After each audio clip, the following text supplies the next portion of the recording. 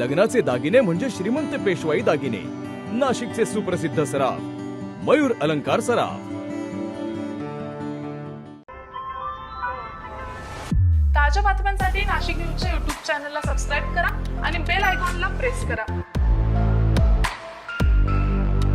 दुसऱ्या श्रावण सोमवारनिमित्त 12 ज्योतिर्लिंगांपैकी एक असलेल्या त्र्यंबकेश्वरमध्ये भाविकांची प्रचंड गर्दी पाहायला मिळते.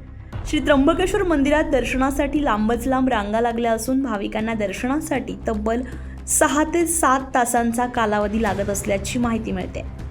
श्रावण सोमवार निमित्त त्र्यंबकेश्वरमध्ये पहाटेपासूनच भाविकांची मोठी गर्दी झाली आहे. महाराष्ट्रासह परराज्यातूनही हजारो भाविक त्र्यंबक राजाच्या दर्शनासाठी दाखल झाले आहेत. मंदिर परिसरात भाविकांच्या लांबच लांब रांगा लागलेल्या आहेत. भक्तिमय वातावरण पाहायला मिळत आहे. दर्शनासाठी मोठ्या संख्येने भाविक दाखल झाल्यानं दर्शनाला तब्बल 6 ते 7 तासांचा कालावधी लागत असल्याची माहिती मिळते. गर्दीच्या पार्श्वभूमीवर मंदिर परिसरात प्रशासनाकडून विशेष व्यवस्था करण्यात आली असून भाविकांची गैरसोय होऊ नये यासाठी नियोजन देखील करण्यात आलं आहे.